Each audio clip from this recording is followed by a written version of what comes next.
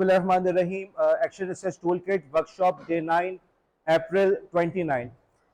आज हमारी वर्कशॉप का 10वां दिन है और जो हमारा डे 9 था उस दिन हमने प्रैक्टिकल काम किए थे। हमने यहाँ कॉलेज लैब के अंदर बैठ के आप लोग से एक टेस्ट भी लिया था और टेस्ट के अलावा हमने कोशिश की थी कि आप लोग का जो आप लोग खुद अपने एमएस वर्ड पे डॉक्यूमेंट बना के काम कर सके। आगे बढ़ने से पहले सबसे पहले तो मैं कुछ लॉजिस्टिक्स के हवाले से बात करूं, कुछ इश्यूज का हमें मुस्तकिल सामना करना पड़ रहा है। सबसे पहले तो हमारे प्रोजेक्टर का इशू जो आप लोगों ने नोट किया, और जब तक ये प्रोजेक्टर वगैरह का मसला हल होगा तब तक ये वर्कशॉप खत्म हो चुकी होगी। बहरहाल ये कोई इतनी हैरानकुन बात नहीं है, जहाँ भी कंप्यूटर्स वगैरह इस्तेमाल होते हैं उनमें रेगुलरली ये तमाम इशूज आते रहते हैं। इसीलिए आपको अच्छी कंपनीज के अंदर, अच्छे इदारों के अंदर प्रॉपर IT का डिपार्टमेंट मिलेगा जिनका काम इन चीज़ों को ट्रबल शूट करना होता है। आगे बढ़ते हैं हम। अब एक और इशू ये आ रहा है कि हमारे पास दिन काफ़ी कम रह गए। ठीक है, मैं कुछ चीज़ें एक्सपेक्ट नहीं कर रहा था। सैटरडे का दिन था वो हड़ताल में निकल गया, मंडे का दिन था उस दिन हमारा प्रोटेस्ट था, कल का दिन जो है सर हबीब अहमद साहब की फेयरवेल है, और इसी तरीके से आने वाले दिनों के अंदर भी कोई ना कोई ऐसे इशूज रहेंगे। अब मेरा जहन ये है कि अगर आप लोग स्पेशली ये जो 4 ईयर वाले हैं, अगर आप लोग कल 4th पीरियड अरेंज कर सके तो कल हम लोग फिर क्लास ले लें, और अगर 4th पीरियड में आप लोग क्लास नहीं ले सकते तो फिर हमारे कल के दिन फिर एक और दिन का नागा हमारा हो जाएगा। देखिए जितने नागे हो रहे हैं ना, उनका इशू ये होगा कि उस हम लोग जितना स्लो पेस में आराम से चल सकते थे नहीं चल पाएंगे, और हम लोग को चीज़ें तेजी से कवर करनी पड़ेंगी और हैंड्स ऑन एक्सपीरियंस का मौका आप लोग को नहीं मिलेगा। ऑलरेडी आप लोग ने देख लिया, जो मैं नेक्स्ट टाइम भी प्रिंसिपल साहब को रिकमेंड करूंगा कि अगर वर्कशॉप करवानी है तो हमें 2 पीरियड्स एलोकेट करने चाहिए, एक पीरियड में काम नहीं हो पाता। नतीजा ये निकलता है कि हम हैंड्स ऑन एक्सपीरियंस नहीं कर पा रहे। खुदा खुदा करके डे 9 के अंदर हमने बैठ के यहाँ पे एक एक्टिविटी परफॉर्म की। अब बकिया दिन के अंदर हमने AI वगैरह पे बात करनी है, और मैं ये समझता हूँ हम में से अक्सर लोग ऐसे हैं जिन्होंने AI को यूज सही से नहीं किया, तो वो चीज़ तो है ही ऐसी जिसके लिए हमें जो है एक हैंड्स ऑन एक्सपीरियंस का मौका लाजमन मिलना चाहिए। लेकिन ये उसी वक्त मिलेगा जब हमारे पास प्रॉपर दिन हो। तो जो 4 ईयर वाले हैं वो अभी से थोड़ा सा सोच के बता दें कि कल समझते हैं क्या 4th पीरियड अरेंज हो भी सकता है, नहीं हो सकता। नहीं हो सकता तो मैं अपनी एक्टिविटी को उस हिसाब से स्केड्यूल करूँ, मेरे पास और भी काम है, मैं दूसरे स्टूडेंट्स को बुला लूंगा 4th पीरियड के अंदर। ठीक है, कल अगर हमारी क्लास नहीं होती फिर हमारे पास कौन सा दिन है, फिर हमारे जुम्मात के दिन की छुट्टी आ रही है, जुम्मे के दिन हमारे पास वैसे नहीं है, फिर सैटरडे का दिन होगा। अब या तो फिर यूँ करें सैटरडे के दिन थोड़ा ज़्यादा टाइम रखें, उस दिन रख लें ताकि हमारे पास थोड़ा टाइम हो, आप लोग आराम से चीज़ों को कर सके। नेक्स्ट वीक तक वर्कशॉप लेके जानी है नहीं लेके जानी है, हम सैटरडे को क्लोज कर दें, आप लोगों ने डिसाइड करना है। ये लोग आपस में मिलकर डिस्कॉर्ड पे मुझे मैसेज कर सकते हैं, उसी के ऊपर बैठ के हम डिसीजन ले लें।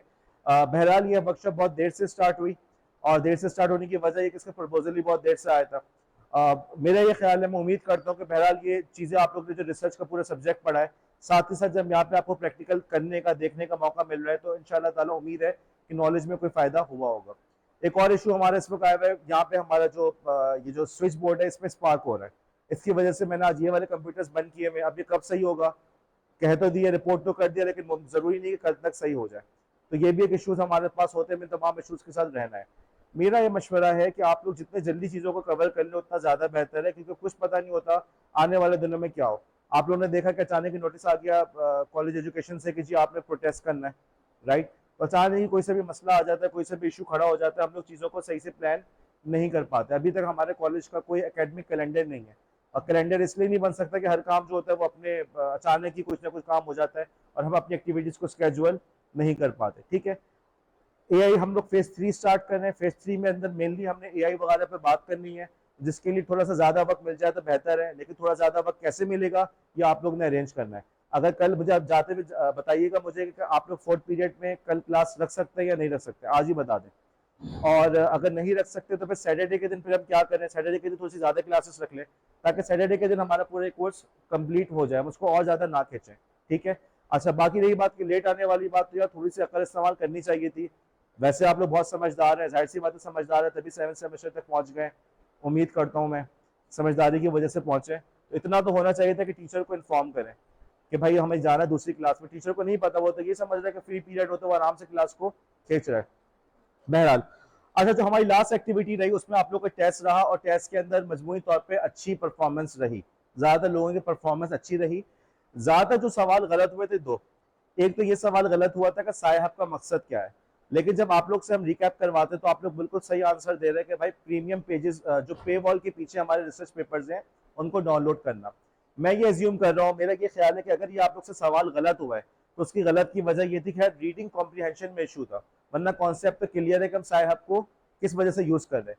क्योंकि साहिब का दूसरा भी सवाल था तो वो सबने सही किया हुआ है, इसका मतलब है कॉन्सेप्ट क्लियर है, उस सवाल के अंदर गलती हो गई।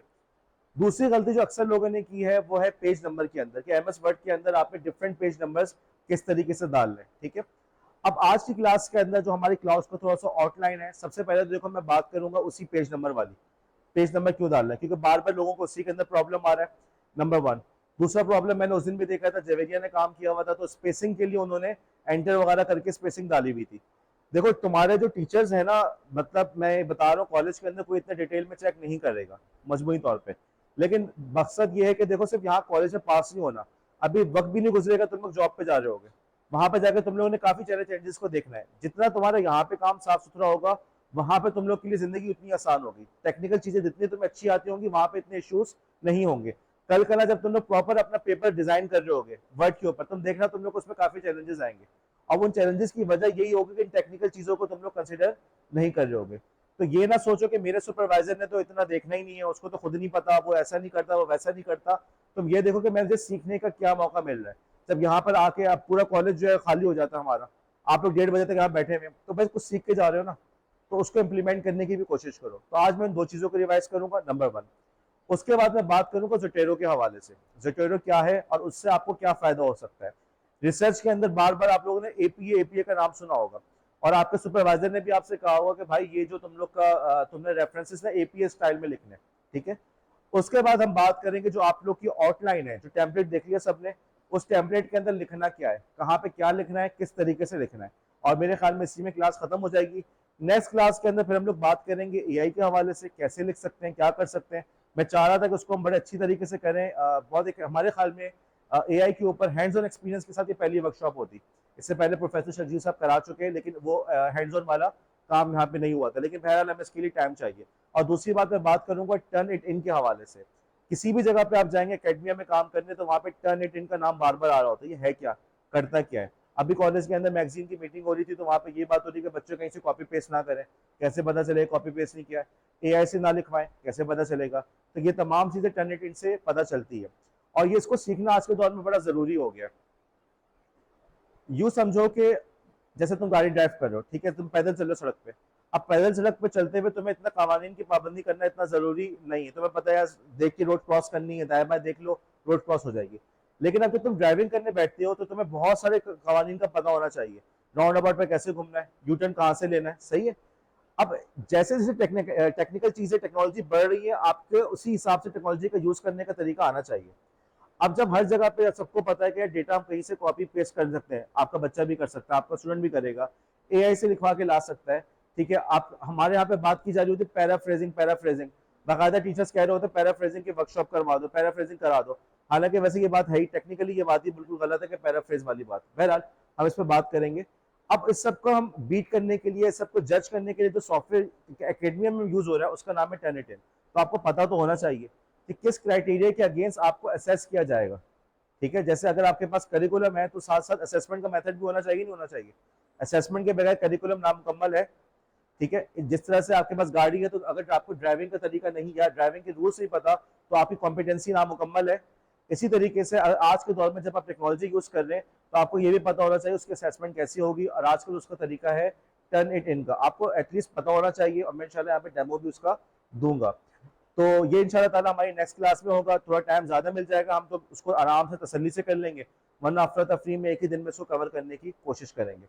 अब बहरहाल मैं शुरू करता हूँ एमएस वर्ड से।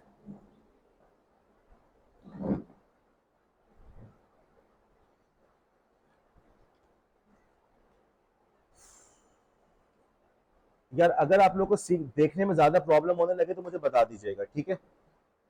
जब तक इसको हम लोग ऊपर नहीं लगाएंगे तब तक इस किस्म के इश्यूज रहेंगे। बहरहाल मुझे बता दीजिएगा, मैं हत्तुल इम्कान कोशिश करूंगा कि आपके इशू को रिजॉल्व कर सकूं। सबसे पहले तो इस वक्त मैं एक ब्लैंक डॉक्यूमेंट बना रहा हूँ, और ब्लैंक डॉक्यूमेंट बनाने के बाद सबसे पहले मैं इसमें काम कर रहा हूँ लेट से आप लोग का, जैसे मैंने कहा था स्पेसिंग के हवाले से। अब यहाँ पे लेट से मैंने लिखा एब्स्ट्रैक्ट, ठीक है। एब्स्ट्रैक्ट जो है ये हमारी क्या बनेगी, हेडिंग 1, ओके। और अगेन मिस्टर लास्ट टाइम में मैंने ये गलती की थी, दोबारा मैं गलती कर रहा हूँ। मैं पहले तो आउटलाइन में गया, आउटलाइन में जाके एब्स्ट्रैक्ट, और एब्स्ट्रैक्ट को मैंने बनाया लेवल 1। इस एरो पे क्लिक किया, नजर आ रहा है ये वाला ग्रीन एरो, ठीक है। तो इस एरो की मदद से ये जो हमारा था ये लेवल 1 की हेडिंग बन गई। दूसरा उसके बाद से लेट्स से डेडिकेशन, ओके। अब मैंने आउटलाइन को क्लोज किया तो खुद ब खुद ये मेरा यहाँ पर इस तरीके से आ गया। मैंने रैंडम टेक्स्ट डाला लॉरेम के फंक्शन की मदद से, रैंडम टेक्स्ट आ गया मेरा। अब यहाँ पे जो गलती लोग बार बार कर रहे हैं वो कह रहे हैं कि यार ये एब्स्ट्रैक्ट जो है ना, लेट्स से आपके सुपरवाइजर ने कहा कि यार ये एब्स्ट्रैक्ट जो है ना तुम्हारा बीच में आना चाहिए, पेज के बीच में आए, बिल्कुल ऊपर छत पे चढ़ा हुआ है। आपने उसको एंटर एंटर किया, यही काम आपने नहीं करना। और ये कैसे पता चल रहा था, ये जैसे कल उस दिन मैंने जवेरी की गलती कैसे मालूम की थी, इस रिवर्स पी को दबा के, कि मुझे यहाँ पे ये एक्स्ट्रा कैरेक्टर्स यहाँ पर आए, ठीक है। मैंने इसको क्लोज किया, इसको वापस अपनी जगह पे लेकर गया, ओके। अब देखो कि एक्स्ट्रा पी नजर आ रहा है मुझे, ठीक है। अब हम चलते हैं स्पेसिंग के ऊपर। स्पेसिंग का ऑप्शन है यहाँ पे, ओके। अनुषा स्पेसिंग का ऑप्शन कहाँ पे नजर आ रहा है, यहाँ मैंने क्लिक किया। इसमें तुम नीचे जाओ लाइन स्पेसिंग ऑप्शंस के ऊपर, यहां तक कोई सवाल? अब देखो यहाँ पे तुम्हें नजर आ रहा है इसमें बिफोर और आफ्टर लिखा हुआ, स्पेसिंग बिफोर और आफ्टर, मैं यहाँ की बात कर रहा हूँ। इसका मतलब ये है कि जो बिफोर है, एक बार फिर हम गए लाइन स्पेसिंग ऑप्शंस के ऊपर। बिफोर, बिफोर का मतलब ये वो पूछ रहा है कि भाई इस हेडिंग से पहले, इस टेक्स्ट से पहले मैंने कितनी जगह देनी है। अब यहाँ तुम्हारी मर्जी, तुम जो चाहे लिख दो। तुमने यहाँ पे लिख दिया 88, एंटर, ओके कर दूं इसको मैं, आगे नीचे, ठीक। और नीचे करना है तो तुम और कर लो, यहीं पे जाके दोबारा तुम गए लाइन स्पेसिंग ऑप्शंस पे, दोबारा जाके तुमने इस 88 को लेट से तुमने कर दिया 108, और नीचे आ गया, ठीक है। अब मैं दोबारा पी को दबा रहा हूं। अब क्या ये गलती नजर आ रही है कि यहाँ पे एक्स्ट्रा लाइन वगैरह, क्या यहाँ पे आपको एक्स्ट्रा लाइन नजर आ रही है, एक्स्ट्रा पी नजर आ रहा है, ठीक है। स्पेसिंग का मसला हल हो गया। जवेरी और मेरे ख्याल में अनुषा आपका भी स्पेसिंग का सवाल था, ऐसे ही है। अब इशू सॉल्व हो गया। अच्छा, अब लेट से आपके टीचर ने कहा कि यार एब्स्ट्रैक्ट के बाद भी जगह होनी चाहिए, बीच में ना जगह दो तुम, एब्स्ट्रैक्ट के फौरन बाद हेडिंग आ रही है, आपने एंटर दबाया, ये तरीका आपका गलत है। अगेन आप यहाँ वापस गए, लाइन स्पेसिंग ऑप्शंस पे गए, और आपने आफ्टर के अंदर इसको कर दिया आपने, सॉरी गलत, एब्स्ट्रैक्ट पे गए, ओके, एब्स्ट्रैक्ट पे गए, लाइन स्पेसिंग ऑप्शंस पे गए, बिफोर में 108 आया हुआ है, आफ्टर के अंदर आपने इसको कर दिया 64, ओके। ओके पे क्लिक किया मैंने, खुद ब खुद स्पेस आ गया। इस तरीके से आपने स्पेसिंग को कंट्रोल करना है। इसका ताल्लुक सिर्फ थीसिस से नहीं है। आप लोग कल अपना पेपर बना रहे होंगे, लेट्स से आपने पेपर बनाया क्वेश्चन पेपर, और आप क्वेश्चन पेपर में बच्चों को जगह देना चाहते हैं। जाहिर सी बात है, आप लोग एलिमेंट्री को बच्चों को पढ़ा रहे हैं या सेकेंडरी को बच्चों को पढ़ा रहे हैं, क्या पता आपने अपने क्वेश्चन पेपर में कहा कि मेरे क्वेश्चन पेपर के अंदर ही जगह हो कि वहां पे स्टूडेंट आंसर लिख ले, तो आप इस तरीके से उसके अंदर उसको आंसर की जगह दे रहे होंगे, ठीक है। ये हमारा एक मसला हल हो गया। आगे बढ़े हम, आगे बढ़ के हम कुछ रैंडम हेडिंग्स इसके अंदर डाल देते हैं। हम गए दोबारा एक दफा फिर आउटलाइन के अंदर, आउटलाइन में जाके हमने डेडिकेशन, और डेडिकेशन के बाद लेट्स से हमने इंट्रोडक्शन और लिटरेचर रिव्यू और मेथोडोलॉजी और लेट्स से रिजल्ट हमने यही डाल दिया, ठीक है। अब हमने कहा कि भाई ये हर जो चीज़ है ये नए पेज पे आएगी। इंट्रोडक्शन से पहले हम गए इंसर्ट, इंसर्ट पे जाके हमने कर दिया पेज ब्रेक, इंसर्ट पे जाके okay, literature review, again page break, एक बार फिर मेथोडोलॉजी, तो कहाँ पर आ रही है ऑप्शन, इंसर्ट के अंदर, एक दफा फिर रिजल्ट पे गए और न्यू पेज। अच्छा, अब हमने डालना है पेज नंबर, और इसी तरह से डेडिकेशन को भी कर सकते पेज तो नए पेज पे।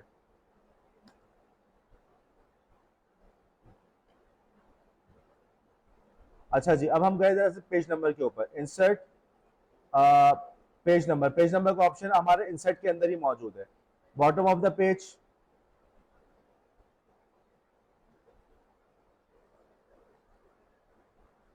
आपने यहाँ पे डाल दिया इसको, ठीक है। पेज नंबर आ गए, क्लोज किया आपने, हाँ जी। हर पेज के नीचे जो है देखो आपको कौन सी नंबर मिल रही है, 1 2 3 4 मिल रहा है। अलबत्ता आपको या अरेबिक न्यूमरल में मिला 6 तक ये जा रहा है। अलबत्ता आपको ये पता है कि हमारे जो पेज नंबर का सिस्टम है जो हमें रिकमेंड किया गया है, उस सिस्टम के अंदर ये है कि एब्स्ट्रैक्ट डेडिकेशन वगैरह के अंदर रोमन नुमेरल को यूज़ किया गया हो। अब उसका तरीका क्या है? सबसे पहले तो इंट्रोडक्शन से पहले जो पेज ब्रेक था ना, उसको ख़त्म करना है। इसको वापस लेकर जाओ डेडिकेशन के पास। यहाँ पर आ गया ये, ठीक है। और इंट्रोडक्शन को मैं कर दूं स्टाइल 1 पे जाके दोबारा हेडिंग 1, ठीक है।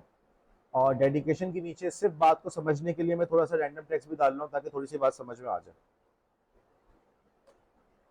डेडिकेशन आ गया, एक्स्ट्रा लाइन मैंने ख़त्म की। अब ये है कि इंट्रोडक्शन के से पहले मैंने यहाँ पे डालना है पेज ब्रेक नहीं, सेक्शन ब्रेक डालना है। सेक्शन जैसे अखबार के आपके सेक्शंस होते हैं, स्पोर्ट्स का सफ़ा, ओके, आपका मेट्रोपॉलिटन का सफ़ा हो गया, ठीक है, वेदर न्यूज़, तो तमाम खबरों का अलग अलग सेक्शन बना हुआ होता है। अब सेक्शन ब्रेक की मदद से हम एमएस वर्ड को समझा रहे होते हैं कि यहाँ से हमारे डॉक्यूमेंट का नया हिस्सा शुरू हो रहा है। जैसे हमारे अखबार का नया सेक्शन शुरू हो रहा है कि यहाँ पे स्पोर्ट्स की बात थी, अब नया सेक्शन आ गया, यहाँ पे वेदर की बात होगी, यहाँ पे मेट्रोपॉलिटन की बात होगी, यहाँ पे इंटरनेशनल न्यूज की बात होगी। सेक्शन के लिए हमें जाना पड़ेगा कहीं और। कहाँ जाना पड़ेगा? राबिया, कहाँ जाना होगा? लेआउट पे। अब ये वो सवाल था जो अक्सर लोगों ने गलत किया हुआ था कि ये ऑप्शन हमें मिलता है लेआउट के अंदर। किसी ने कहा सर ये क्या बात हुई कि पेज ब्रेक रखा इंसर्ट में और सेक्शन ब्रेक रखा लेआउट पे। अब यहाँ माइक्रोसॉफ्ट ने ये कोशिश की कि भाई जो काम ज्यादा कॉमन है उसको इंसर्ट में रखो और जो काम थोड़ा कभी कभार इस्तेमाल करने का होता है उसको रखो लेआउट के अंदर। लेआउट पे गए और वैसे बात सही भी है क्योंकि सेक्शन ब्रेक का ताल्लुक लेआउट से होता है।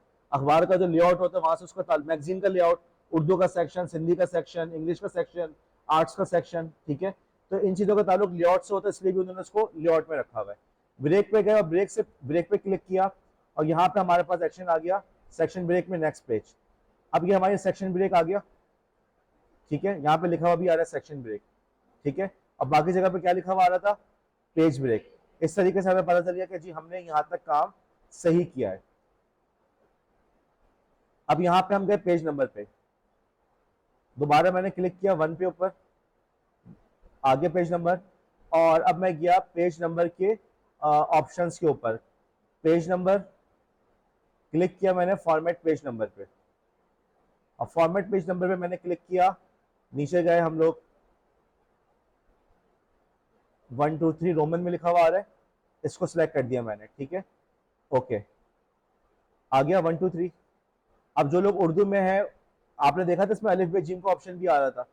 मुमकिन है सर सफदर आप लोग से कहें कि जी पेज नंबर जो है वो उर्दू में अलिफ बे जीम से लिखा हुआ हो, रोमन की जगह उर्दू में हो अलिफ बे जीम में, तो आपने इसी तरीके से इसमें करना है, जैसे यहाँ पे किया वैसे उसमें करना है।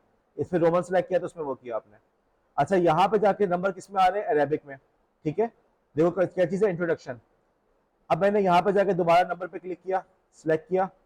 अब मैं गया, मैंने यहाँ पे लिंक टू प्रीवियस को खत्म किया और फिर मैंने क्लिक किया यहाँ पे फॉर्मेट पेज नंबर और कंटिन्यू फ्रॉम प्रीवियस सेक्शन को हटा के मैंने क्लिक किया स्टार्ट एट 1। हाँ जी, ये 1 से स्टार्ट हो गया, क्लोज किया मैंने। हाँ जी, कौन सा नंबर आ रहा है? जुबिया। उसके बाद राबिया के बराबर में कौन है? सहर। क्या नाम है बेटा आपका? दूसरा बुशरा जी। कौन सा नंबर है? रोमन, ठीक है। और इंट्रोडक्शन के अंदर कौन सा नंबर आ रहा है हमारा? ये मकसद हमारा रिजॉल्व हो गया, इशू रिजॉल्व हो गया हमारा, ठीक है। अब ये जो चीज़ है वो 2 दफ़ा वीडियो के अंदर आ चुकी है, मुझे उम्मीद है कि आप लोग को प्रॉब्लम नहीं होगी। वीडियो 2 दफ़ा देख लें तो इंशाअल्लाह ताला ये इशू रिजॉल्व हो जाएगा। अब हम अगले टॉपिक का आगाज कर रहे हैं, जो टॉपिक है हमारा जिसका नाम है ज़ोटेरो। ज़ोटेरो क्या है, किस तरह से काम करता है, हम जरा से इस पर हम बात शुरू करते हैं। सबसे पहले मैंने क्रोम खोला, क्रोम के अंदर गए हम लोग ज़ोटेरो पे, ZOTERO, आपने बस जाके सर्च करना है ZOTERO। हाँ जी, ये Z बराबर निशान आ रहा है, ये इसका आइकॉन है। इंशाल्लाह ताला आप लोग इससे समझ जाएंगे। ज़ोटेरो की वेबसाइट पे गए, देखो यहाँ पे वो तुम्हें अकाउंट बनाने के भी ऑप्शन दे रहा है, अपग्रेड का भी दे रहा है। सबसे पहला जो तुमने काम करना है वो डाउनलोड पे जाना है। तुम डाउनलोड पे गए, डाउनलोड पे जाके वो तुम्हें 2 चीजें कह रहा है। एक तो वो कह रहा है कि जोटेरो को डाउनलोड करो विंडोज के लिए, आप में से हर बंदा विंडोज ही यूज कर रहा है, ठीक है। आप और ये ARM के बारे में परेशान होने की जरूरत नहीं है, आप लोग सिर्फ डाउनलोड 64 बिट पे क्लिक कीजिएगा, आप में से सबके पास यही वाला कंप्यूटर, यही वाला सिस्टम चल रहा है। अब बात यह है कि वो जोटेरो कहता है कि भाई सिर्फ ये वाला काम नहीं करना, इसके साथ साथ, इस एप्लीकेशन के साथ साथ तुमने एक क्रोम का एड ऑन भी इंस्टॉल करना है। ब्राउजर के अंदर एड ऑन्स होते हैं यहाँ पे आपको सारे मेरे एड ऑन्स नजर आ रहे हैं, तो आपने क्रोम का जो एड ऑन है जोटेरो का वो भी इंस्टॉल करना है। आपने उसको डाउनलोड किया और आपने उसको इंस्टॉल कर लिया। इसको इंस्टॉल करना बहुत आसान है, कोई इतना मुश्किल काम नहीं है। अगर फिर भी किसी को प्रॉब्लम है तो लास्ट क्लास के अंदर मैं दोबारा उसको डेमो दे दूंगा सॉल्यूशन का, लेकिन आप लोग कम से कम उसको ट्राई खुद करें। हम यहाँ पे गए जोटेरो कनेक्टर क्रोम का जो एड ऑन है इसके ऊपर गए, हमने इस पर क्लिक किया,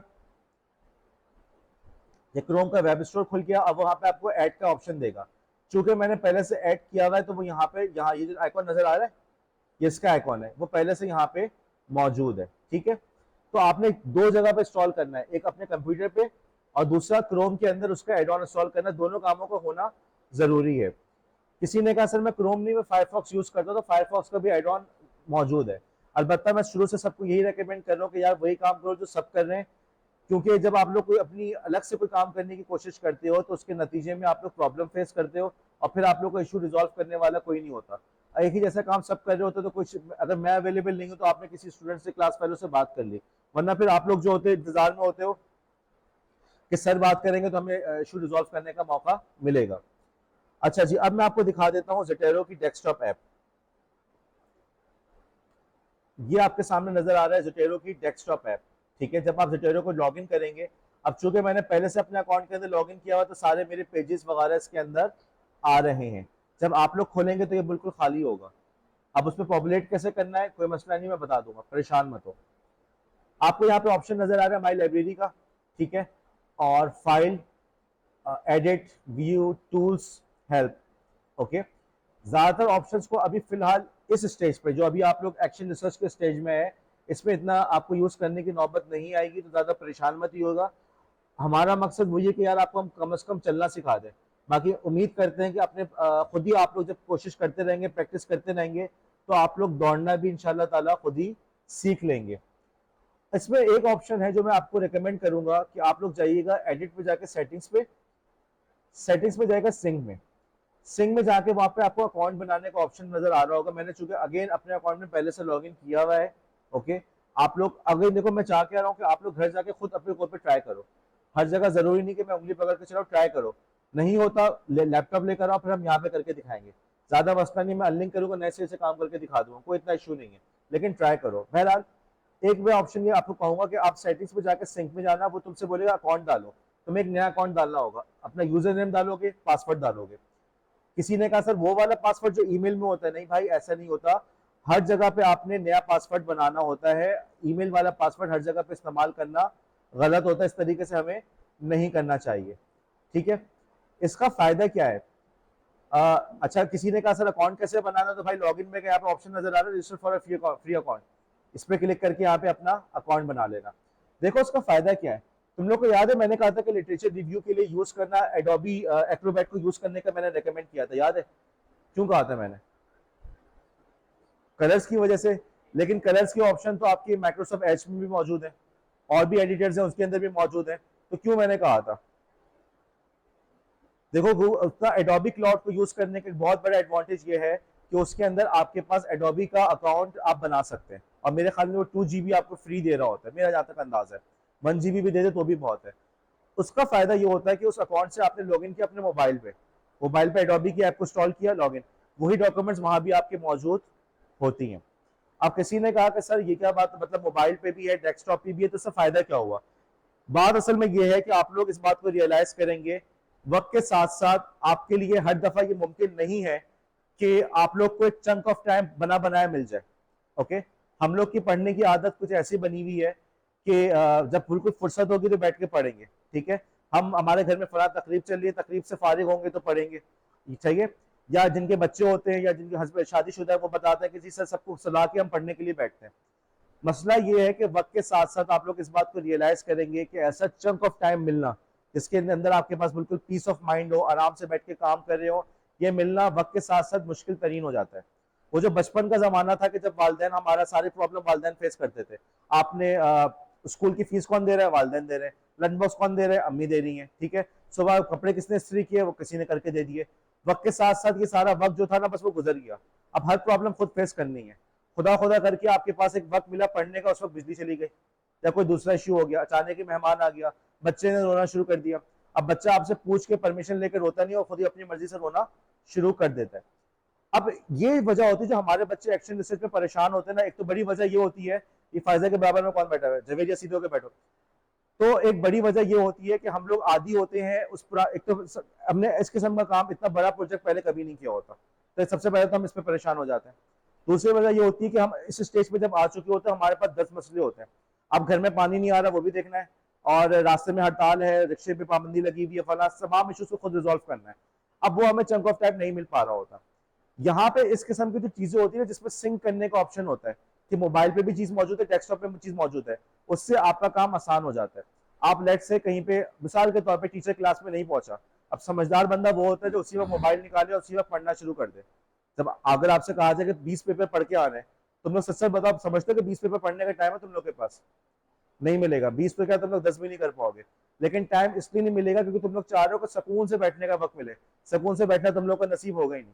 अब उसका तरीका यही होता है कि यार आप अपने दिन में, डेली लाइफ के अंदर आप थोड़ा थोड़ा चंक निकालने की कोशिश करते हैं। ये चीज आपको नजर आएगी फिजिकल फिटनेस में भी। आप में से बाज लोग शायद जिम जाते हो और चाहेंगे जिंदगी भर जाते रहे, लेकिन एक वक्त ऐसा आएगा कि जिम जाने का टाइम नहीं होगा।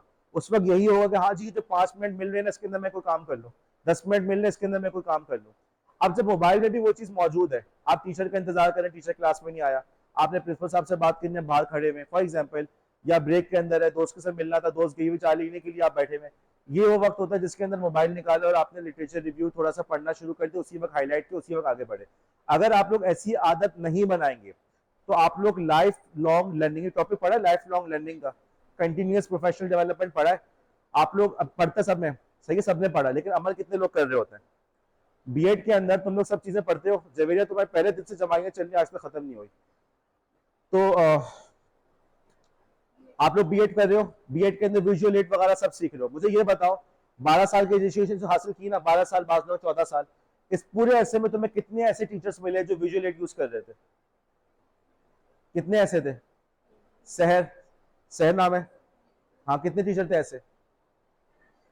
कितने टीचर ऐसे थे जो क्लास में इंटरैक्टिव एक्टिविटीज करवाते थे? नहीं करवाता। वजह ये होती है कि सब काम कराना मुश्किल होता है। इसी तरीके से तुम लोग पढ़ो, हाँ जी, सीपीटी, कंटिन्यूअस प्रोफेशनल डेवलपमेंट बहुत जरूरी है, लाइफ लॉन्ग लर्निंग तो सबसे इंपॉर्टेंट है, लेकिन वो इंपॉर्टेंट कब तक रहता है? जब तक कराची यूनिवर्सिटी का पेपर ना हो। एक दफा पेपर देकर आएगा, उस पर अमल करना छोड़ देते हैं। भाई इसीलिए अमल नहीं कर पाते क्योंकि हमने अपनी आदतें खराब की हुई। हम चाहते हैं कि वो फुर्सत से वक्त मिलेगा तो हम काम करेंगे, फुर्सत नहीं मिलने वाली। ठीक है, आपके अपने कॉलेज के अंदर प्रोफेसर हबीब अहमद साहब की एग्जाम्पल मौजूद है।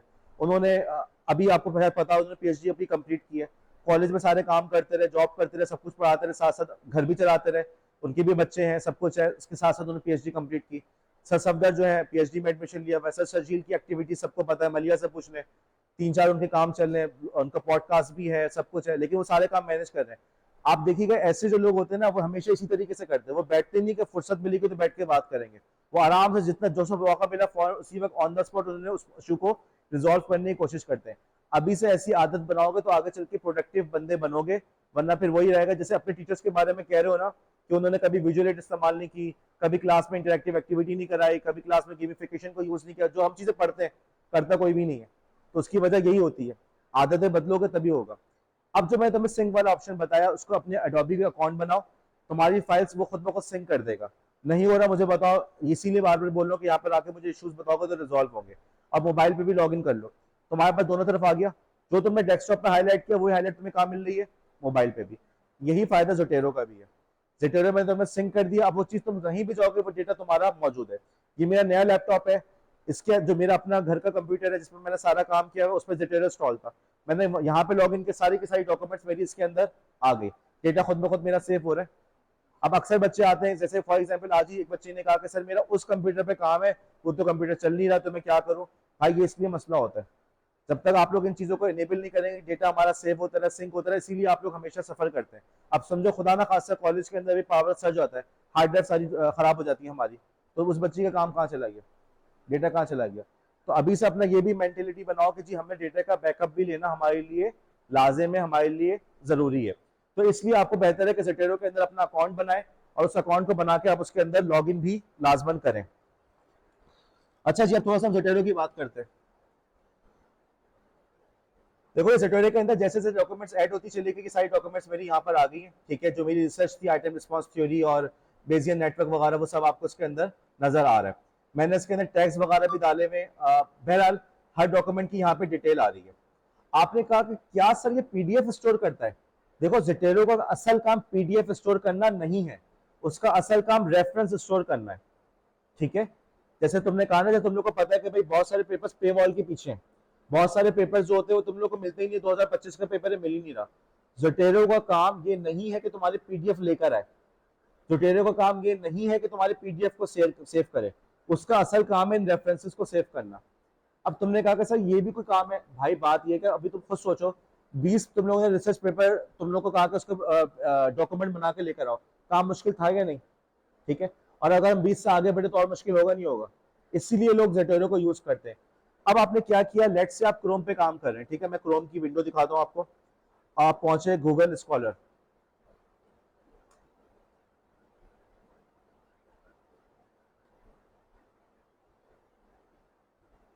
अच्छा जी, गूगल स्कॉलर के अंदर हम लोग सर्च कर रहे थे, क्या था, यही चले यूज कर, effects of school design on students, ठीक है। अब हम पहुंचे किसी पेपर पे, इस वाले पेपर पे पहुंचे, ठीक है। अब इस पेपर की हमें पीडीएफ अभी मिली नहीं मिली, हम साय हब पे गए नहीं गए, अभी तो हम बात ही नहीं कर रहे। ये पेपर मुझे लग रहा है रेलिवेंट मेरे काम से, मैंने इसको सेव करना चाहा। अब सेव करना चाहा तो मैंने क्लिक किया ज़ेटेरो के ऊपर, यहाँ पे ऑप्शन आ गया, वो कह रहा है सेविंग टू माई लाइब्रेरी, ठीक है। अब बस वो सेव हो गया। अब आप इसको जाएंगे यहाँ पे ज़ेटेरो पे जाएंगे आप, यहाँ पे अगर आप इस डॉक्यूमेंट को सर्च करेंगे तो आपको ये डॉक्यूमेंट मिल जाएगी। क्या नाम था? School design. सर्च पे गए,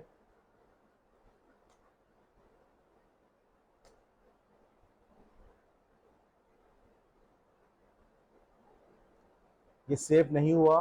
बहरहाल चले मैं दोबारा करता हूँ कोशिश। ओके, एक दफा फिर ट्राई करते हैं। अच्छा, इसमें एक और चीज ये है कि जब आप ये ब्राउजर का एक्सटेंशन इस्तेमाल करेंगे ना, ठीक है, लेट से अभी मैंने ज़ेटेरो आपके सामने क्लोज किया, आप लोग के सामने क्लोज किया, अब जब मैं ज़ेटेरो को यूज करने की कोशिश करूंगा तो इसमें मेरे पास एरर आएगा। ठीक है, वो कह रहे हैं क्या ज़ेटेरो चल रहा है?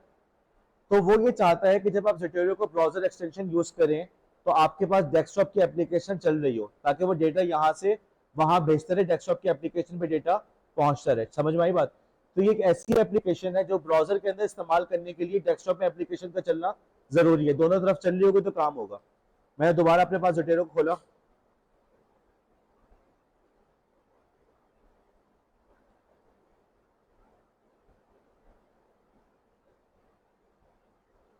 इसको मैंने कैंसिल किया, ये खुल गया मेरे पास, इसको मैंने कैंसिल किया। अच्छा, मैं किसी और पेपर पे जाता हूँ, लेट्स से मैं चला गया इस पेपर पे, ठीक है।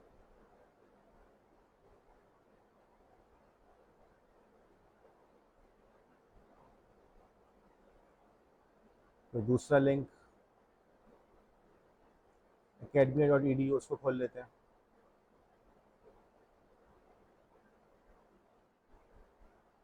ठीक है, अगेन मैंने यहाँ पे क्लिक किया ज़ेटेरो पे, वो खुद कह रहा है कि भाई पीडीएफ है, सेविंग टू माई लाइब्रेरी।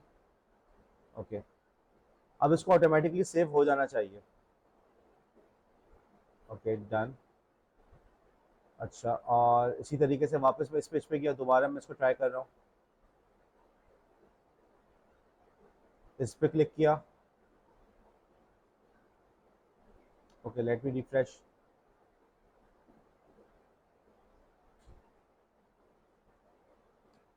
जब ये इश्यूज आते हैं तो एक तरह से अच्छा ही होता है कि इश्यूज आ जाते हैं आप लोग के सामने, क्योंकि फिर इसमें फायदा ही होता है कि जब आप लोग घर जाएंगे तो आप लोग को ये नहीं होगा कि यार ये इशू आया था तो क्या करना है। समझ रहे हो बात को?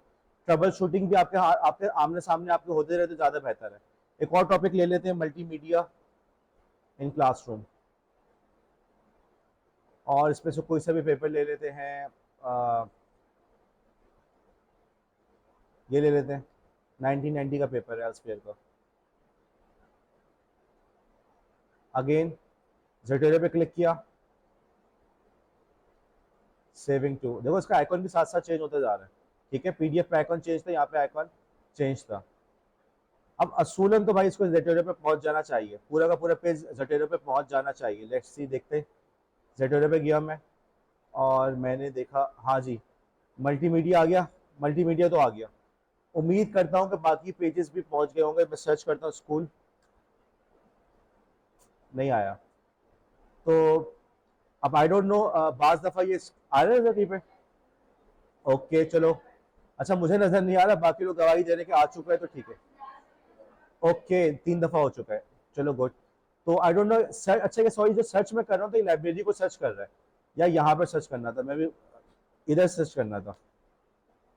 ठीक है जी, नजर आ गया यहाँ पे। ओके, आपके पास सर्च के 2 ऑप्शन है, लाइब्रेरी का और दूसरा डॉक्यूमेंट का। आपने यहाँ पे सर्च किया। अब देखो जब आप सर्च कर रहे हो किसी भी डॉक्यूमेंट पे क्लिक करो, यहाँ पे सीधे हाथ पे आपकी पूरी कहानी नजर आ रही है। ठीक है, यहाँ पे ऑथर का नाम आ रहा है, पब्लिकेशन आ रहा है। अब वो होता क्या है, जब तुम जटेरो से सेव करते हो ना, तो वो अपने, और इसी तरीके से यूआरएल वगैरह भी आ रहा है। अब वो अपने तौर पे कोशिश करता है कि डॉक्यूमेंट की तमाम तफसीलात, जितनी भी तफसीलात, देखो डेट एडेड, ठीक है, लाइब्रेरी कौन सी थी, ओके, राइट्स, एक्स्ट्रा, एब्स्ट्रैक्ट, देख रहे हो। अब तुम लोग याद है ये वाला काम तुम लोग गूगल शीट पे कर रहे थे, एब्स्ट्रैक्ट वगैरह। जटेरो ने कहा भाई परेशान मत हो, ये काम मैं कर लूंगा, ये काम मेरा है। ओके, वंस अगेन जटेरो का काम पीडीएफ स्टोर करना नहीं है, तुम ऐसे कर सकते हो, तुम पीडीएफ उसमें स्टोर कर सकते हो, लेकिन उसका काम नहीं है। उसका काम असल क्या है, रेफरेंसेस को मैनेज करना।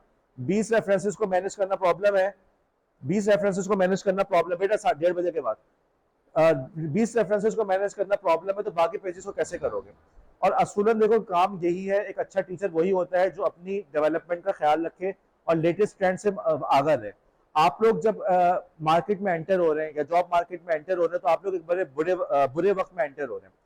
इस एतबार से बुरा वक्त आ रहा है कि अब एआई जो है हर जगह पे यूज हो रही है।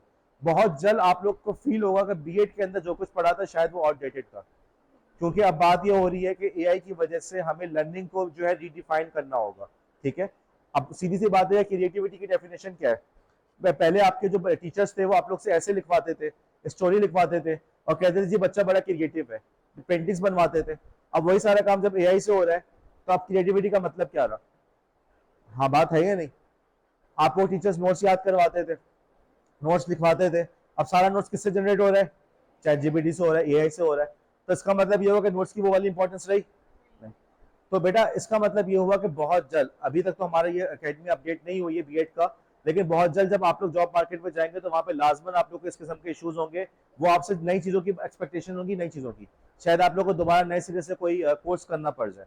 ठीक, अब इससे तुम्हें समझ में आ रहा है कि तुम लोग जॉब मार्केट में ऐसे वक्त पे एंटर हो जिसमें नए चैलेंजेस होंगे, और उनसे नंबर आजमा होने के लिए, उनको हैंडल करने के लिए एक जो बहुत बड़ा हमारे पास रिसोर्स है वो यही कि भाई अपने आप को कंटिन्यूस प्रोफेशनल डेवलपमेंट पे तवज्जो दो। इनफॉर्मल नॉन फॉर्मल जो एजुकेशन के मेथड्स है उनको जारी रखो, और अल्लाह करे कि फॉर्मल एजुकेशन को भी तुम लोग जारी रखो। अब तुम लोग 10 क्यों चीजें पढ़ रहे हो, जेटेरो से तुमने सारे रेफरेंसेस अपने पास जमा कर लिए। ठीक है, अच्छा अब किसी ने कहा ठीक है रेफरेंसेस मैंने जमा कर लिए, अब क्या करना है। अब ये करना है कि अब हम एमएस वर्ड पे जाके रेफरेंसेस, याद है रेफरेंसेस ऐड करने थे, हम उस पर जा रहे हैं। हम गए एमएस वर्ड की डॉक्यूमेंट, और ये डॉक्यूमेंट हमने बनाई थी। ओके, इंट्रोडक्शन, इंट्रोडक्शन में जाके मैंने लिखना शुरू किया कुछ, या चलो यूं लिखो,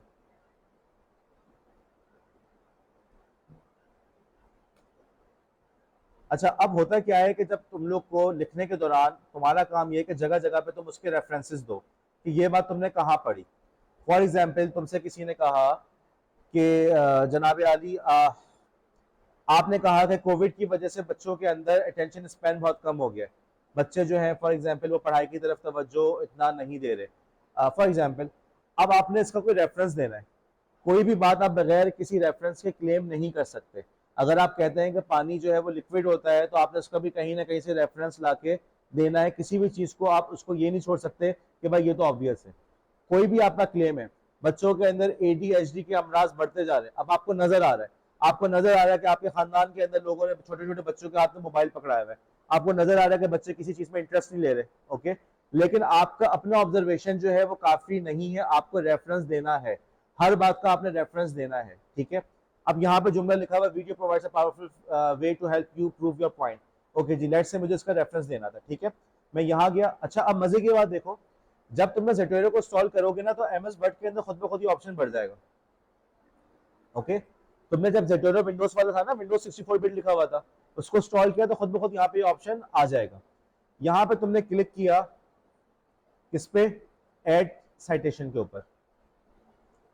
अब ये ऐड साइटेशन के ऊपर जब मैंने क्लिक किया तो ये विंडो खुल गई, ये वाली विंडो। वो पूछ रहा है हाँ भाई किस पे करना है, आपने किस पे करना है, APA 7th एडिशन। अब APA का मतलब क्या होता है, अमेरिकन साइकोलॉजिकल एसोसिएशन। अब आई डोंट नो, मुमकिन है वाइवा में आपसे पूछ लिया जाए, मुमकिन है डॉक्टर सुहेल साहब पूछ रहे हैं, मुमकिन है सर शजील पूछ लें, नंदीलाइज आपको बहरहाल ज्यादा टेंशन लेने की जरूरत नहीं है। APA नजर आ रहा है 7th एडिशन, आपने उस पर ओके कर दिया। सबसे पहले उसने पूछा कि भाई किस स्टाइल में साइटेशन करनी है, आपने कहा APA 7th। ओके, अब सबर करो, खुद आगे बढ़ेगा ये। अब हुआ कुछ यूं, जब मैंने इस पर क्लिक किया साइटेशन लिखी हुई नजर आ रही है, और ये एक विंडो, ये वाली विंडो भी आ गई है। क्योंकि इस वक्त डुअल मॉनिटर चल रहा है तो आधी चीज मेरी स्क्रीन पे आ रही है, आधी उस पर आ रही है। देखो ये विंडो किस एप्लीकेशन की खुली हुई है, ज़ोबिया। ज़ोबिया ये जो तुम्हें सामने नजर आ रहा है, ये एप्लीकेशन कौन सी विंडो की है, किस सॉरी ये विंडो किस एप्लीकेशन की है, Zotero की Z लिखा हुआ नजर आ रहा है। अब तुमने यहाँ पे उस जो तुम्हारा रिसर्च पेपर जहन में आ रहा था ना, जहां पे तुमने पढ़ा था, क्या स्टेटमेंट क्या है कि वीडियो के जरिए से क्या था, पावरफुल स्टेटमेंट हो सकती है। मसलन तुमने कहा कि यार ये वाली जो चीज थी ना वो मल्टीमीडिया वाले रिसर्च पेपर में थी, तुमने सर्च किया मल्टीमीडिया नहीं आ रहा, लेकिन चलो ये आ गया, मल्टीमीडिया नजर आ रहा है, मैंने इस पर क्लिक किया, ओके एंटर कर दिया। अब देखो ये खुद ब खुद उसने APA 7 स्टाइल में रेफरेंस यहाँ पे डाल दिया। तुम्हें करना पड़ा, तुम्हें सोचना पड़ा कि सर इमेज यहाँ पे वो पेपर का नाम कैपिटल में आएगा, स्मॉल में आएगा, सर पब्लिशर का नाम आएगा नहीं आएगा, तुम्हें कुछ भी टेंशन लेनी। तुमने Zotero को बता दिया, Zotero ने यहाँ पे रेफरेंस तुम्हारी मर्जी के मुताबिक यहाँ पे डाल दिया, ठीक है। अब थोड़ा सा स्पेसिंग का ख्याल रखना, पॉइंट के बाद यहाँ पे स्पेस आना चाहिए, ब्रैकेट से पहले स्पेस आता है, ठीक है जी। अब तुम देखो उसके ऊपर जब मैं जा रहा हूँ तो ये थोड़ा सा लगा डिफरेंट सा नजर आ रहा है।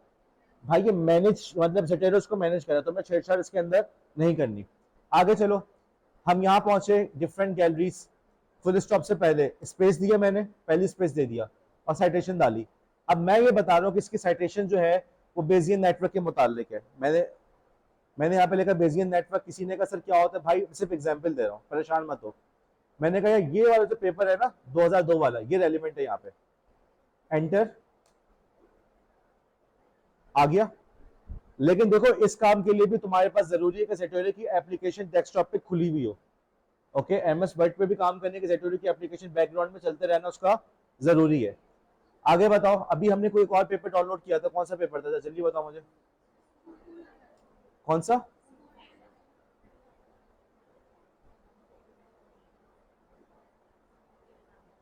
School design.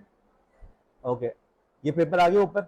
अच्छा, कभी हो सकता है 2-3 पेपर हो, तुम आगे टाइटल का नाम थोड़ा सा आगे और लिख देना, इस तरह से वो लिस्ट में आ जाएगा, उसको तुम देख के शॉर्ट लिस्ट करके उस पर क्लिक कर देना। क्लिक किया, एंटर किया, साइटेशन आ गई पेपर के अंदर, काम आसान हुआ तुम्हारा, ठीक है। मैंने तुम लोग से क्या कहा था कि APA तुम लोग के सर पर सवार होगा, लेकिन Zotero यूज करोगे काम तुम्हारा बहुत ज्यादा आसान हो जाएगा। और मैं ये दावे से कह सकता हूँ कि जितने भी हमारे BEd के कॉलेजेस है ना, कहीं पे जाके बात करना, कोई एक्शन रिसर्च पे इस तरह से चीजें पढ़ा रहा हो, कोई भी नहीं पढ़ा रहा, क्योंकि हमारे यहाँ लोगों को खुद भी नहीं पता होता। अच्छा, एक और काम था आखिर में, याद है जो सर सुहेल का लेआउट है उसके आखिर में रेफरेंसेस थे, वो भी तो करना है, कैसे करोगे? गूगल शीट में जाके काम करोगे, ये करोगे? नहीं भाई तुम्हें नहीं करना, ये वाला काम भी कौन कर देगा हमारे लिए, Zotero।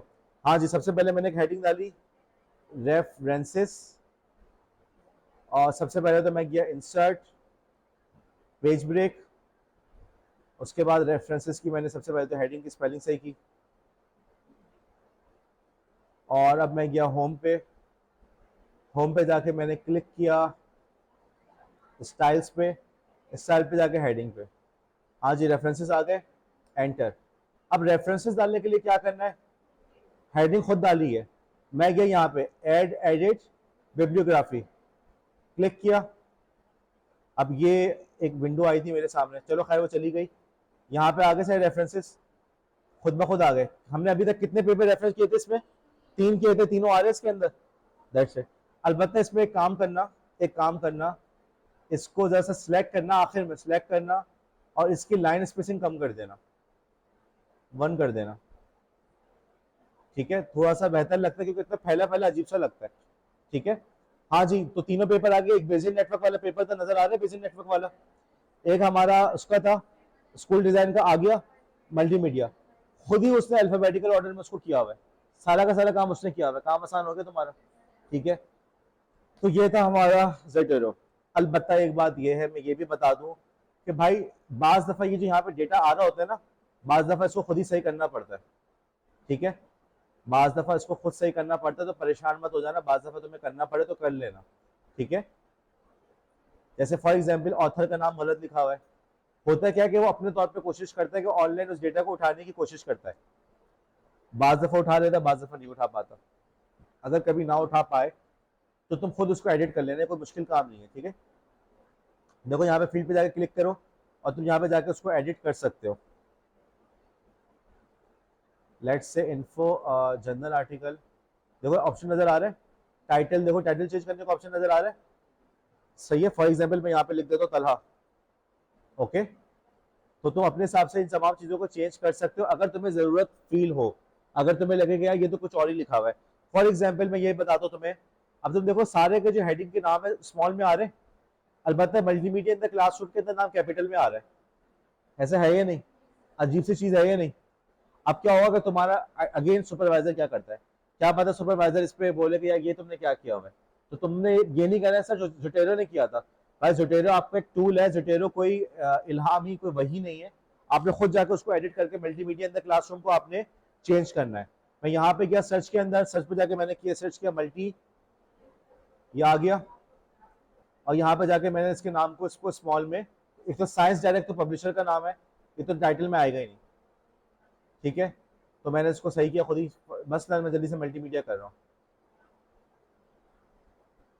मल्टी मीडिया हो गया इस तरह से। ठीक है, ऑथर का नाम इसमें आ रहा है, ऑथर का नाम नहीं है तो इसका मतलब तुमने खुद जाके डालना होगा। तो बाज दफा ऐसा भी हो जाता है, तो परेशान मत होना, ये काम तुम्हें खुद करना होगा। और अगर तुम्हारे टीचर तुम्हारे काम पे एतराज करता है, वो सही एतराज कर रहा है, क्यों? क्योंकि तुमने सिर्फ जेटोरियो पे तुमने अंधा एतमाद किया। अब किसी ने कहा सर ठीक है हमने कर दिया, हमने चेंज कर दिया, अब इसको अपडेट कैसे करेंगे? अब एक तो यहाँ पे तुमने क्लिक किया, जेटोरियो पे गए और दोबारा जाकर तुमने क्लिक किया इसके ऊपर, रिफ्रेश के ऊपर,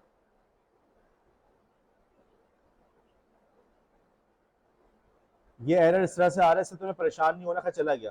हाँ जी, चेंज हो गया मल्टीमीडिया की हेडिंग। ठीक है, तो ये तुम्हारा काम आसान हो गया, चीज को अपडेट कर रहे खुद ब खुद, यहाँ पे भी खुद ब खुद अपडेट हो गया मल्टीमीडिया। यही काम हमने किया था ना फायजा, यही काम किया था। ठीक है, अब जुटेरे पे बात खत्म करें, आगे चले।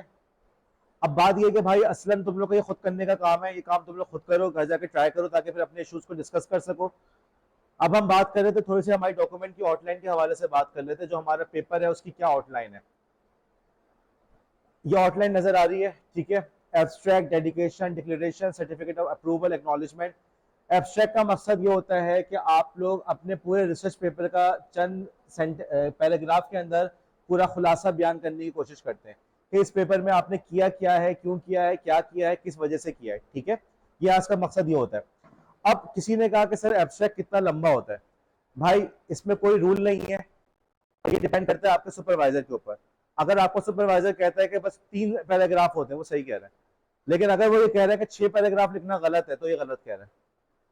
हर बंदे की अपनी मर्जी है और आपके जो जर्नल्स होते हैं उनकी अपनी मर्जी होती है, ऐसा कोई हार्ड एंड फास्ट रूल नहीं है। बहरहाल एब्स्ट्रैक्ट का मकसद ये कि आपके पूरे पेपर का खुलासा उस चंद सेंटेंसेस, उस चंद पैराग्राफ के अंदर आ जाए।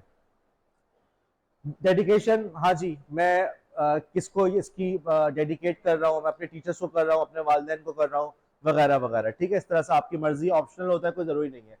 डिक्लेरेशन के अंदर आपने ये लिखना है कि जी ये मैंने ही लिखा है, मैंने कोई नकल नहीं की है। ओके, एक तरह से अपना आप जो है हल्फनामा, अहदनामा आप उसके अंदर जमा करने के, जी ये काम मेरा अपना है, मैं इसका दावा वादे कर रहा हूँ। ये होता असल में इसलिए कि अगर बाद में आपकी नकल वगैरह साबित हो तो एडमिनिस्ट्रेशन आपके खिलाफ एक्शन ले सके कि आपने हमारे पास झूठा डिक्लेरेशन जमा करवाया था। अब कॉलेज के अंदर 10 दफा तो आप लोगों ने अटेंडेंस के वो क्या डिक्लेरेशन ही जमा कराया ना आप लोगों ने, हर सेमेस्टर के अंदर मेरे ख्याल में। तो उस पर कितना अमल किया है और कितना कुछ हुआ है तो उसकी नज़र में आप यहाँ पे फैसला कर सकते हैं। बहरहाल अगला जो पॉइंट है सर्टिफिकेट ऑफ अप्रूवल, ये कौन करेगा? आपका सुपरवाइजर। हाँ जी, क्योंकि असूलन जो आपका सुपरवाइजर होता है वो किंग होता है, वही चीज़ों को तय कर रहा होता है। ठीक है, अपने सुपरवाइजर के साथ आपका इंटरेक्शन अच्छी तरह से होना ज़रूरी है। और यहाँ पे ये भी पॉइंट आ जाता है कि आप लोग सुपरवाइजर किसको सिलेक्ट कर रहे हैं, क्या कर रहे हैं। अच्छा, यहाँ पे मैं एक बात करूंगा, अभी कल भी हमारी ये बात हो रही थी कि हम लोग आपकी क्लास में डेटा हमारे पास आया तो पता चला कि एक दो टीचर के पास सारे बच्चे पहुंचे हुए हैं, और शायद इस वजह से पहुंचे हुए कि वहाँ पे ज़्यादा कंफर्टेबल फील कर रहे हैं। फाइन, कोई मसला नहीं है, लेकिन बात ये बेटा, ये काम भी तो करना है, काम तो तुम्हें खुद ही करना है। वो तुम आपकी पसंद के जो टीचर है वो काम थोड़ी करेंगे। और जैसा कि मैं बार बार बता रहा हूँ कि यार एक इंपॉर्टेंट काम है, तो जरा सा ना सोच समझ के टीचर सेलेक्ट करो कि उसके पास तुम्हारे पास बैठने का टाइम हो। जब 10 के 10 बंदे एक टीचर के पास जाएंगे तो वो करेगा क्या? हो ही नहीं सकेगा। ठीक है, तो ये सुपरवाइजर वाली जो बात होती है उसको हल्का ना लिया करो, सोच समझ के सुपरवाइजर को चूज किया करो। टॉपिक के हवाले से बात कर लो, मुख्तलिफ लोग आए हैं और सबको मैंने यही चीज रिकमेंड कर रहा हूँ कि देखो बहुत जल्द तुम लोग अपनी जॉब मार्केट में एंटर होगे। ठीक है बेटा, तस्वीर लेने की जरूरत नहीं है, वीडियो यूट्यूब पे होती है, वहां से अपनी मर्जी से जितने चाहे स्क्रीनशॉट लो। ठीक है, मार्केट में जाओगे तो देखो मसला सारा क्या है कि यार पाकिस्तान के अंदर डिग्रियां बट रही हैं। ठीक है, हकीकत यही है कि अगर आपके पास पैसा है तो आप डॉक्टर भी बनना चाहें ना बन सकते हैं। अभी कितने ही हमारे सिंध में 30 यूनिवर्सिटीज हैं, सब ने अपने अपने कैंपसेस खोले हुए हैं, एफिलिएटेड कॉलेजेस खोले हुए हैं। आप जब मार्केट में जाओगे तो आपका बीएड कोई कमाल थोड़ी, सबने बीएड किया हुआ है। कराची यूनिवर्सिटी के लोग हैं, एफिलिएटेड कॉलेजेस के लोग हैं, दूरबीन वाले होंगे, हर बंदा बैठा हुआ है।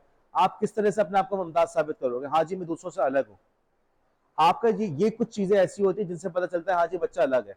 हम बच्चों से अभी जो ई पोर्टफोलियो बनवा रहे हैं, ब्लॉग बनवा रहे हैं, तो उनको अभी से ये समझा रहे हैं। अब वो उनमें से कुछ लोग जॉब पे इंटरव्यू देने गए, घर में इश्यूज थे तो पढ़ाई छोड़नी पड़ी, तो वो यही बता रहे हैं कि हमने वहाँ पे कैनवा का जिक्र किया, ड्रॉ.io का जिक्र किया और ई पोर्टफोलियो वगैरह वेबसाइट दिखाई, तो उससे वहाँ पे अच्छा इंप्रेशन पड़ा और हमारी हायरिंग हुई। ठीक है, तो इसी तरीके से बेटा एक्शन रिसर्च भी ऐसी चीज है कि इसमें तुम्हारी हायरिंग के अंदर तुम्हें फायदा होगा। टॉपिक वो लो जो तुम्हारे जॉब के अंदर तुम्हें नजर आए कि भाई ये रेलिवेंट लगेगा। मेरा एक्सपीरियंस ये रहा है, मैं ये समझता हूँ कि टीचिंग के अंदर पैसा नहीं है। हकीकत यह है कि टीचिंग के अंदर कोई खास तनख्वाह नहीं मिलती। गवर्नमेंट जॉब के अंदर थोड़ा सा फायदा होता है, वरना प्राइवेट सेक्टर में तो बिल्कुल निचोड़ देता है।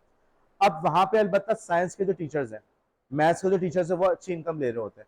तो मेरे पास कोई ऑप्शनल सब्जेक्ट के लिए आता है, मैं यही कहता हूँ साइंस लो, इंग्लिश लो, भले वो बच्चा जैसा भी हो, मैं यही कहता हूँ साइंस लो, मेहनत करो और उसको कवर करने की कोशिश करो, ताकि जब तुम बाहर जाओ तो हमारे पास एक अच्छा स्किल हो। ओ लेवल्स ए लेवल्स के अंदर अच्छा पैसा है। ठीक है, अब आप कहेंगे यार पैसे की बात हो रही है, ये तो पैगंबरी पेशा है और हमारा मकसद तो लोगों में इल्म फैलाना है।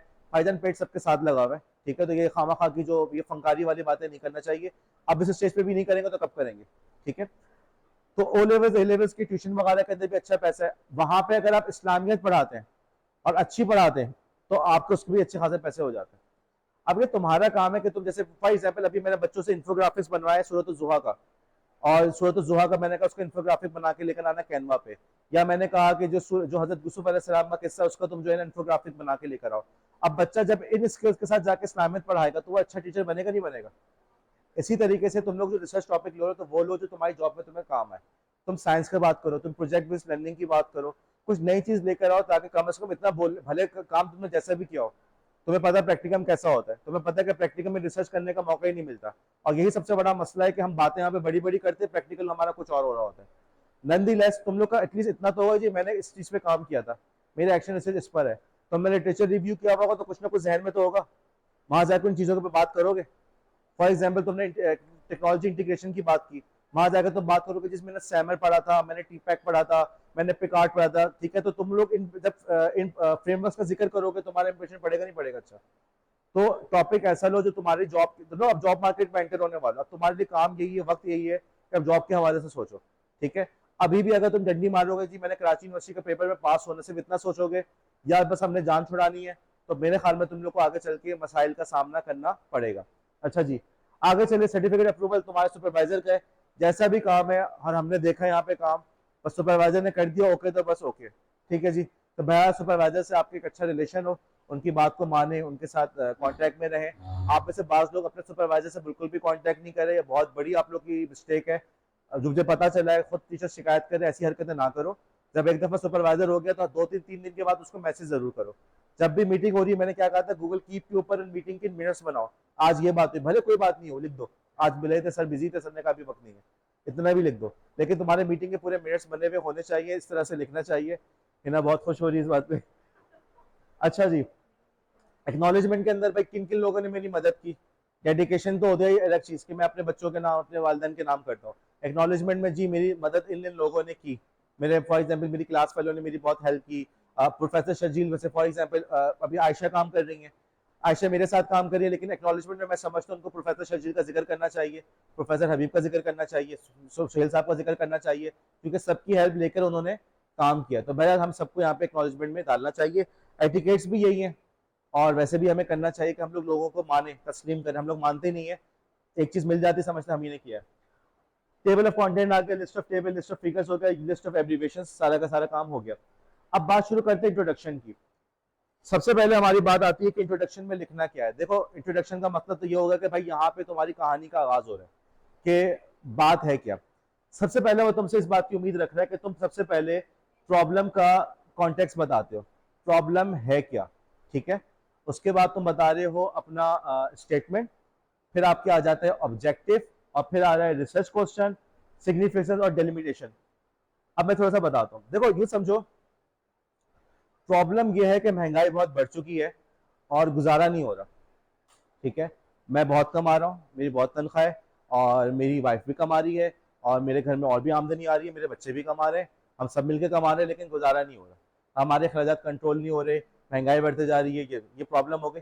हमने कॉन्टेक्स्ट दिया, और हमने ये भी बताया कि जी फला साल के बाद ही हमारे हालात कुछ ज़्यादा ख़राब होना शुरू हो गए, बिजली इतनी महंगी हो गई है कि अब जो हम लोग एसी चलाने का तसव्वुर भी नहीं कर सकते। फॉर एग्जांपल पूरा घर जो होता है एक पंखे के नीचे बैठा हुआ है। समझ में आ रहा है मैं यहाँ पे क्या कर रहा हूँ? प्रॉब्लम का पूरा पीछे पूरा इंट्रोडक्शन दे रहा हूँ, किस किस्म की प्रॉब्लम है। अब ये 3 से 4 पेजेस पे भी जा सकता है, वैसे एक पेज काफ़ी है, 1 से 1.5 पेज, लेकिन प्रॉब्लम के अंदर पूरा कॉन्टेक्स्ट आता है। एजुकेशन में बात करोगे तो क्या बात करोगे, यहाँ पे तुम ये बताओगे कि यहाँ पे जो है मैंने क्लास के अंदर बच्चे दिलचस्पी नहीं लेते, कोविड के बाद से बच्चों को पास कर देगा, बच्चों को टेंशन नहीं है, बच्चे जो है एडीएचडी वगैरह प्रॉब्लम हो गया है, बच्चे जो है स्क्रीन के ज़्यादा आदी हो गए, बोर्ड वगैरह इन सब चीज़ों से दिलचस्पी नहीं है, किताब से ज़्यादा उनको मोबाइल में स्क्रीन में दिलचस्पी है, ठीक है। और ये तमाम इशूज़ आ रहे हैं, आपने प्रॉब्लम्स का पीछे जिक्र किया। आगे चले, फिर आपने कहा कि ऑब्जेक्टिव क्या है। मेरा ऑब्जेक्टिव ये है कि मैं ये मालूम करूँ कि मैं किस तरीके से अपने अखराजात को कंट्रोल कर सकता हूँ, ओके। मैं इस स्टडी के अंदर ये बात मालूम करना चाह रहा हूँ, इस स्टडी के ज़रिए से, कि मैं किस तरीके से अपने एक्सपेंसेस को कंट्रोल करके, अपने अखराजात को कंट्रोल करके अपना गुजर बसर को मैं बेहतर बना सकूँ, ठीक है। पहले क्या बताया मैंने, पस मंज़र। अब मैंने क्या बताया कि ऑब्जेक्टिव, मकसद क्या है। मेरा मकसद ये है कि मैं इस स्टडी के ज़रिए से देख सकूँ कि मैं कहाँ कहाँ पे अपने पैसे, अपने अखराजात को कंट्रोल कर सकूँ। अब आया रिसर्च क्वेश्चन। अब मैंने इस बात को प्रॉपर तरीके से फॉर्मुलेट किया, सवाल के निशान में लिखा, क्या क्या मैं अपने बजट के जरिए, क्या मैं अपने एक्सपेंसेस लिस्ट के जरिए से आइडेंटिफाई कर सकता हूं कि मेरा ज़्यादा नॉन एसेंशियल एक्सपेंसेस मेरे कहाँ हो रहे हैं, ठीक है। क्या, अब देखो जुमला सवाल बन गया, रिसर्च क्वेश्चन सवालिया जुमला बन गया। देखो पहले मैंने बताया प्रॉब्लम, खर्चा नहीं हो रहा। दूसरा बताया मेरा मकसद ये है कि मैं इस स्टडी के जरिए से मैं आइडेंटिफाई करूँ मैं कहाँ कहाँ पे ज़्यादा खर्च कर रहा हूँ। फिर मैंने सवाल किया, क्या मैं अपने, या मेरे रिसर्च, मेरे एक्सपेंसेस की जो लिस्ट है उसके अंदर मैं ये देखूं कि किन किन जगह पे मैं नॉन एसेंशियल खर्चे मेरे कहाँ पर हो रहे हैं, ठीक है। उसके बाद आ जाता है डेलिमेशन। सिग्निफिकेंस से पहले चलो आगे कर लेना, कोई मसला नहीं है। डेलिमेशन का मतलब ये होता है हुदूद अरवा, ओके, बाउंड्री, यहाँ से मैंने बाहर नहीं निकलना। तुम लोग लेसन प्लान बनाते हो, लेसन प्लान के अंदर हमेशा इस बात को इंश्योर करते हो आगे ना जाओ। पढ़ाने को तो बहुत कुछ है, क्लास शुरू होती खत्म ही ना हो, लेकिन तुम्हें एक हदूद अरबा बनाना हो तो इससे आगे नहीं निकलना। यही काम रिसर्च में भी होता है। मेरी इस रिसर्च का जो हदूद है, जो बाउंड्री है, डेलिमेशन है, वो ये है कि मैं अखराजात इनकम बढ़ाने के तरीकों पर बात नहीं करूंगा। मैं ये बात नहीं करूंगा कि मैं किस तरीके से अपनी इनकम बढ़ा सकता हूँ, मैं साइड में क्या काम कर सकता हूँ, मैं कौन सा कारोबार कर सकता हूँ, मैं ये बात नहीं करूंगा। मैं सिर्फ फोकस करूंगा किस चीज़ के ऊपर, कि मैं किस तरीके से अपनी इनकम को, एक्सपेंसेस को कंट्रोल कर सकूं, ठीक है।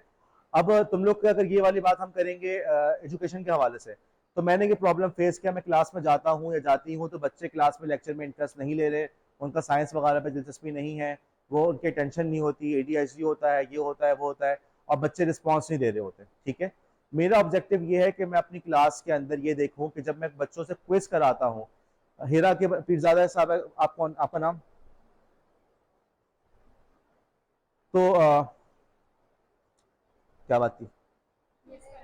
हाँ, मैं क्विज कराता हूँ, मैं क्लास के अंदर क्विज वगैरह कराता हूँ, और क्विज के जरिए से मैं देखता हूँ बच्चे कितने इंटरेक्ट कर रहे हैं।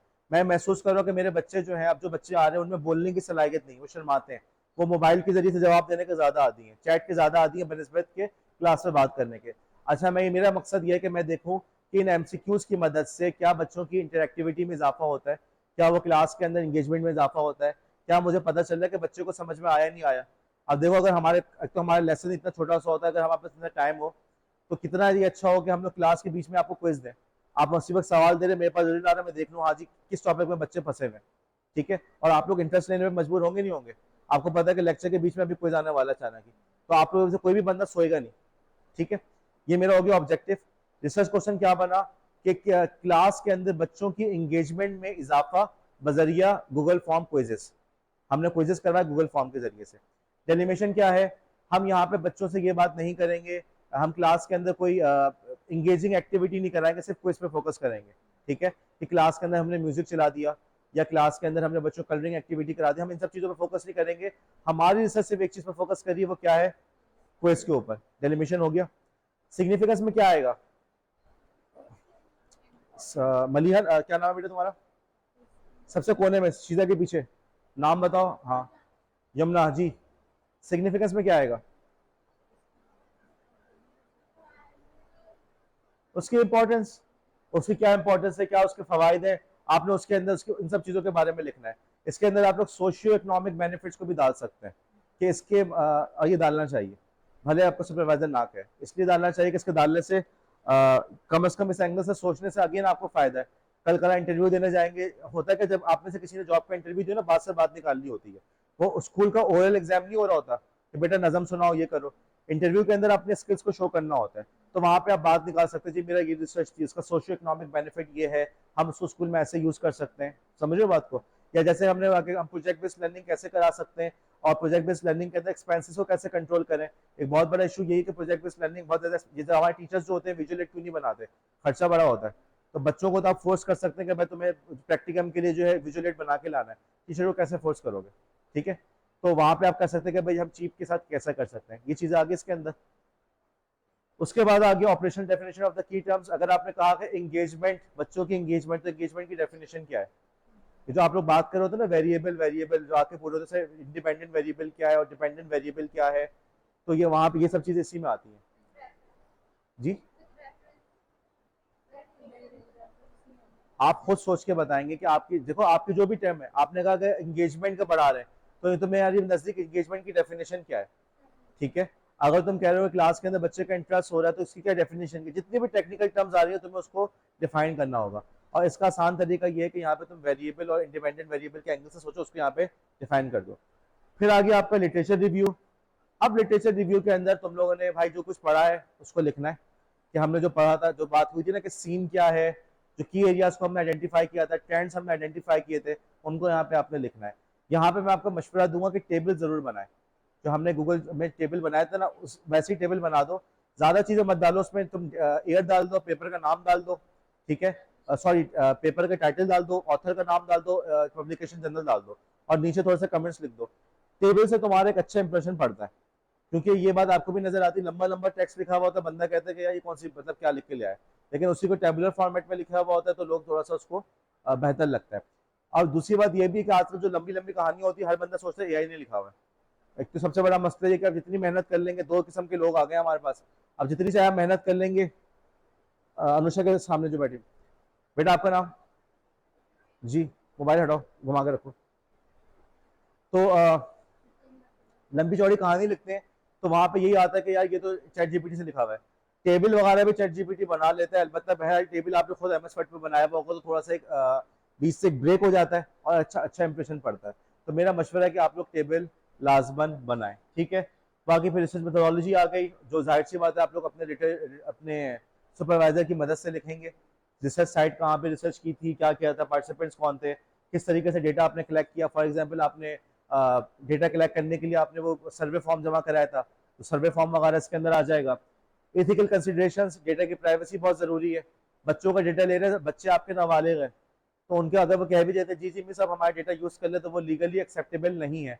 आपने डेटा को हमेशा यूज़ करने से पहले उसको आपने एनोनिमाइज करना है, उसमें बच्चों के नाम आपने हटा देने। वहाँ पे आप ये नहीं लिखेंगे नाइला समीरा, आप उसकी जगह पे या तो रैंडम नाम लिख दें, ठीक है, या XYZ लिखें, बच्चे का नाम वहाँ पे नहीं आएगा, ठीक है। डेटा एनालिसिस हो गया, कंक्लूजन एंड इम्प्लीकेशन हो गया, फिर रेफरेंसेस आ गए आपके, ठीक है, यहाँ पे ये है। अब आगे चलें थोड़ा सा। आखिरी बात, चलें जी, बहरहाल मैं यहाँ पे क्लास को ख़त्म करता हूँ, समझ में आ गया असल चीज़ अब थी कि लिखना कैसे है, असल चीज़ तो अब आ रही थी। तो बहरहाल यार आप लोग क्लास को अरेंज करें, क्योंकि नुकसान आप ही लोगों का है, लॉस आप लोग का है, और वो कॉलेज अपने हिसाब से चलता रहता है। आप लोग को अगर फ़ायदा हो रहा है तो अपने तौर पे क्लास को अरेंज करने की कोशिश करें, फिर हम आगे बात करें, ठीक है। 4 ईयर वाले मुझसे बात करके जाएं, अब मैं अटेंडेंस ले लूँ आप लोग की।